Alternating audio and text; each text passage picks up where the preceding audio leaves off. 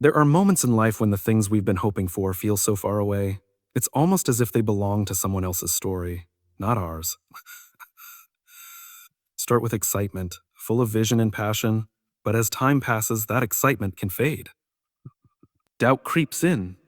We wonder if maybe we misunderstood, maybe the dream was too big, or maybe it's just not meant to be.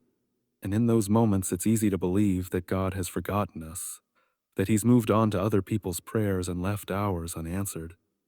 But what if the distance between where you are and where you want to be isn't abandonment at all? What if it's part of the plan? What if the very season you're in right now is not the delay of your destiny, but the preparation for it? Waiting is one of the most uncomfortable things we can do. We live in a world that celebrates speed, efficiency, and instant gratification. We can order food with a tap, stream movies in seconds, and get answers to any question instantly. So when God's timing doesn't match ours, it can feel like something is wrong. We start thinking, if this dream was meant to happen, wouldn't it have happened by now? And in that space of waiting, doubt starts to creep in. But here's the thing. Waiting isn't wasted time. It's preparation time. We think of waiting as a pause in the story, but often it's actually part of the story that matters most. Think about it. If the dream is truly worth having, wouldn't it also be worth being ready for? And readiness doesn't just happen when we get the thing we've been praying for. It happens in the seasons before it arrives. In the waiting, something happens to us. We're stretched. We're humbled. We're taught patience, resilience, and faith in ways we never would have learned if everything came easily. And while we're so focused on the dream, God is focused on the dreamer.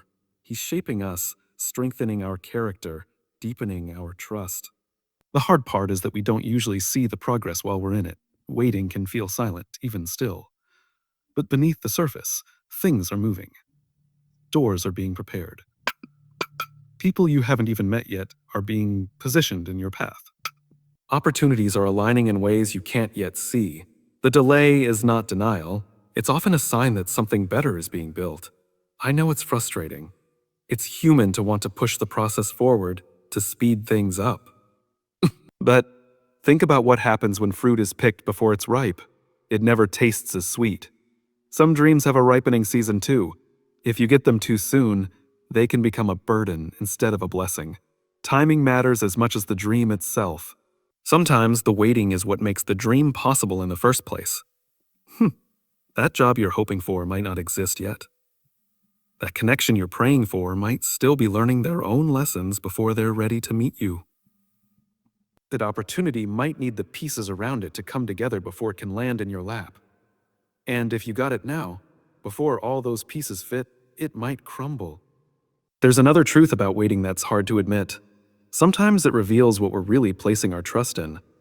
If our faith disappears when the timeline doesn't match our plan, maybe we weren't trusting God as much as we thought.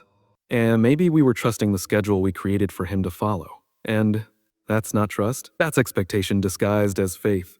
The shift happens when we stop measuring our hope by the clock. When we start valuing the person we're becoming in the waiting as much as the thing we're waiting for.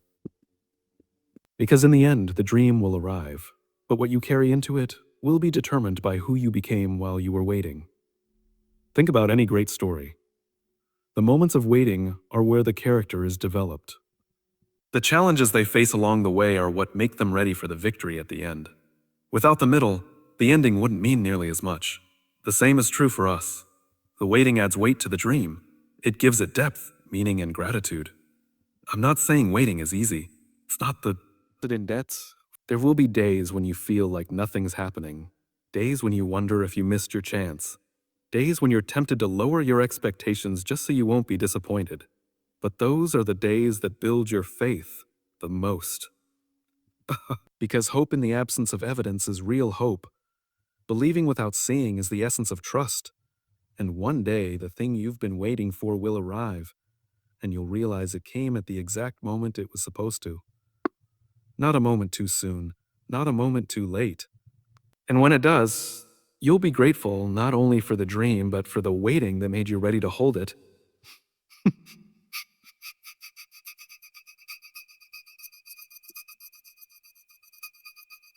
Because sometimes the most powerful thing you can do is keep showing up, keep believing, and keep trusting even when all you hear in the moment is silence. One of the hardest lessons in life is accepting that our timing and God's timing are not the same. We live in a world that thrives on speed. We order food, and it shows up in minutes. We click a button, and a package arrives the next day. We send a message and expect an instant reply.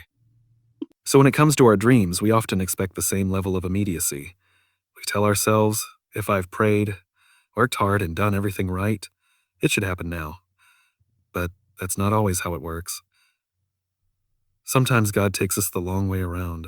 Not because he's punishing us, not because he's forgotten us, but because the long way builds something in us that the shortcut never could. We think we're waiting for the dream to be ready, but so often, it's the dream that's waiting for us to be ready.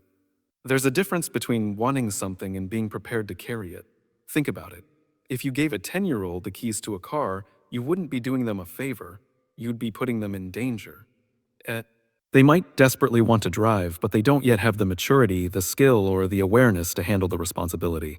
In the same way, there are dreams that, if they arrived today, would crush us instead of bless us. God knows the weight of what we're asking for. And sometimes the delay is mercy in disguise. But waiting is uncomfortable. Waiting makes us doubt. We start asking ourselves questions. Did I hear wrong? Did I make a mistake? Maybe this wasn't my dream to begin with. But that's the tricky part about God's timing. It almost never feels like perfect timing while you're living it.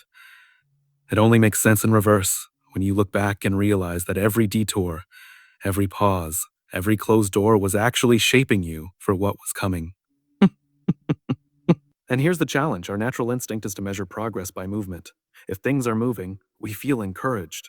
If they're still, we feel stuck. But God doesn't measure readiness by speed. He measures it by depth. Sometimes he's not moving the circumstances because he's moving you. He's building character, resilience, patience, and trust in ways you can't see yet. There's a story I once heard about bamboo. For the first few years after it's planted, you see almost no growth above ground, just a tiny shoot, barely noticeable. But underground, the roots are spreading wide and deep, forming a foundation strong enough to sustain rapid growth later.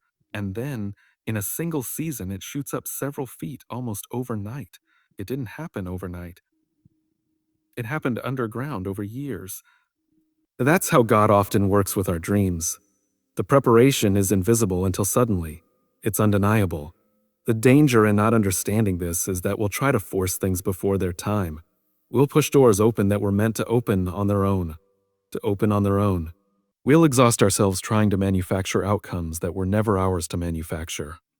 And in the process, we miss the growth he was trying to give us in the waiting. But when we trust his timing, we begin to live differently. We stop measuring our lives by how soon and start measuring them by how faithful. We realize that just because something hasn't happened yet doesn't mean it's not happening. It might just be happening in a way we can't see. And if we can learn to rest in that, we'll carry a lot less anxiety and a lot more peace. It's easy to trust God's timing when the answer comes quickly. It's a lot harder when days turn into months and months turn into years. But that's when trust becomes real. When you hold on to faith even as the calendar keeps turning. That's when your character is forged. When you learn to believe not because of what you see, but because of who you trust. And when the timing finally aligns, when the dream finally arrives, you'll realize it came at the exact moment it was supposed to. Not a second too early, not a second too late. You'll see why the waiting mattered. You'll see why the detours were necessary. And you'll see that while you were waiting for the dream, God was shaping you into the person who could receive it. Because his timing is never late. It's always right on time. Letting go of control is one of the hardest things we'll ever do. Not just in our relationship with God, but in life. Most of us like the feeling of steering the wheel, mapping out the route, and knowing exactly how and when we'll arrive. We tell ourselves it's because we're responsible, because we're driven, because we're just planners. But often, if we're honest, it's because we're afraid. Afraid that if we loosen our grip, things will fall apart. Afraid that if we're not the one directing every detail, the outcome won't be what we want. The problem is that's not trust. That's control disguised as faith. And the truth about control is that it's exhausting. It's like trying to hold a handful of sand. The tighter you squeeze, the more it slips through your fingers. You might feel secure in the moment, but slowly, without even noticing, you're losing what you were trying to protect. Surrender doesn't mean you stop caring about the outcome. It means you stop trying to carry the entire outcome on your shoulders. It means you're willing to say, I'm not the one who has to figure out every step. I'm responsible for showing up, for doing my part, but I'm not responsible for orchestrating the entire plan. That's where real peace begins, when you stop trying to play both your role and God's role at the same time. The irony is, the more we try to control everything, the less space we leave for the unexpected blessings, the moments that weren't on our calendar, but were exactly what we needed. Control doesn't just protect us from the bad, it often blocks the good. We get so focused on the path we think will get us to our dream that we overlook the opportunities and lessons that come from detours. And here's something I've learned. Surrender is not a one-time event. It's a daily choice. You don't just hand something over to God once and walk away. Your mind will want to pick it back up again, especially when things seem slow or uncertain. You'll catch yourself thinking, maybe I should just step in and make this happen myself. That's when surrender becomes discipline, choosing again and again and again to let go of what you can't control. Letting go also requires us to admit that we don't have all the answers. That can be humbling because in our culture, we're taught to be self-reliant, to make it happen no matter what. But here's the truth. Some doors will only open when you stop pushing on them. Some dreams will only unfold when you stop forcing the timing. Some breakthroughs will only happen when you step back enough to let God work in ways you never could. Surrender is about trust, but it's also about perspective. When you let go, you're acknowledging that the dream you have isn't just about you. It's part of something bigger. And if it's part of something bigger, that means there are pieces moving that you can't see, connections being made that you don't know about, and timing being set that you couldn't plan if you tried. This doesn't mean you sit back and do nothing. Surrender is active. It's about showing up with your best effort and then releasing the pressure of having to control the result. It's applying for the job, but not obsessing over the interview outcome. It's preparing for the opportunity, even if you don't know when or how it will come.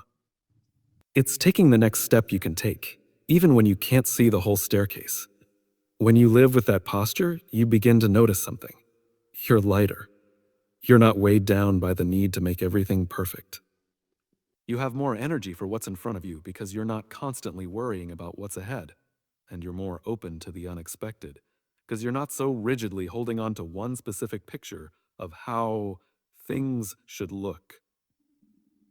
There's a freedom that comes with surrender, but it's a freedom you can only experience when you release your grip on the need to control. And that freedom allows you to walk into the unknown without fear, because you're no longer depending on your own ability to make everything happen. Letting go is hard. It will feel uncomfortable at first. You'll want to grab the wheel again, but the more you practice it, the more you'll see that surrender isn't losing.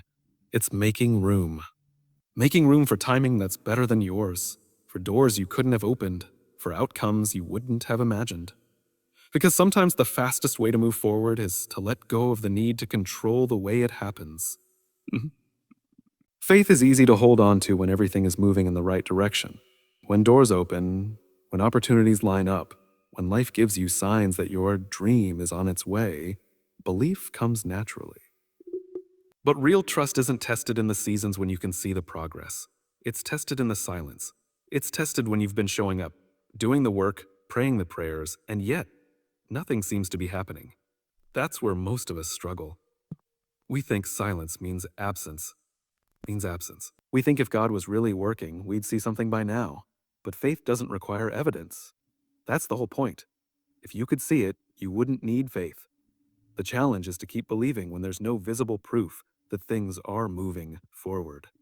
That's the uncomfortable place where faith matures. Think about planting a seed. Once it's in the soil, you don't see it anymore. You water it, you care for it, and for a while, nothing appears to change. Day after day, it looks exactly the same, just dirt. But under the surface, something is happening. Roots are forming, life is beginning, and eventually it will break through. But in those early days, you need the patience to keep showing up without proof. We often want faith to be a feeling, that sense of confidence and certainty that everything will work out. But feelings are fickle. Faith is a decision. It's the choice to act as if the promise is real, even when your emotions are telling you it's not, telling you it's not. It's getting up in the morning and taking steps toward your dream, not because you can see the finish line, but because you believe it's there. And here's the truth. There will be days when that belief feels heavy. Days when you wonder if you are being foolish for holding on. That's where trust comes in. Trust says, even if I can't see the plan, I believe the one who made the plan. It's a shift from relying on what's visible to relying on what's true. When there's no evidence, doubt becomes loud. It tells you you're wasting your time. It tells you other people are moving faster. It tells you maybe this dream isn't meant for you.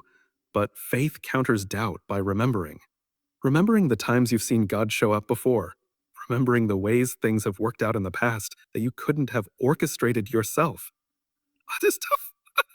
Memory becomes the fuel for belief in seasons where there's nothing tangible to hold on to.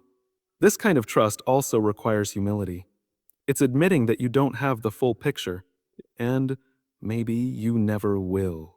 It's accepting that what looks like an activity to you could actually be careful construction happening behind the scenes. Sometimes the reason you can't see the progress is because you're standing in the middle of it, and the only perspective that makes sense will come when you look back. It's also important to understand that faith without action is just wishful thinking. Believing without doing is incomplete. True faith pushes you to keep moving, even when the results aren't immediate. If you believe the job is coming, you keep applying. If you believe the book will be finished, you keep writing. If you believe the healing will come, you keep showing up for the process. Action is the evidence of your belief, even when the outcome is still invisible. And then there's the danger of conditional faith. The kind that says, I'll believe as long as it happens by this date, or I'll trust as long as it doesn't take too long. That's not really trust. That's a transaction. Real faith has no expiration date. It says, I'll believe as long as it takes, because I know who I'm believing in. When you live like that, you take the pressure off yourself to make everything happen on your own. You stop trying to force outcomes and start focusing on staying faithful. Staying faithful. And something powerful happens when you do that. Your peace increases. The weight of anxiety begins to lift. You realize that your job is not to produce the result, but to stay ready for it. Holding on to faith when there's no evidence is not easy. It's a daily choice. It's the quiet strength that keeps you moving forward when others would turn back. And it's in those moments when nothing seems to be happening that the deepest work is actually taking place. Because the absence of evidence is not the evidence of absence.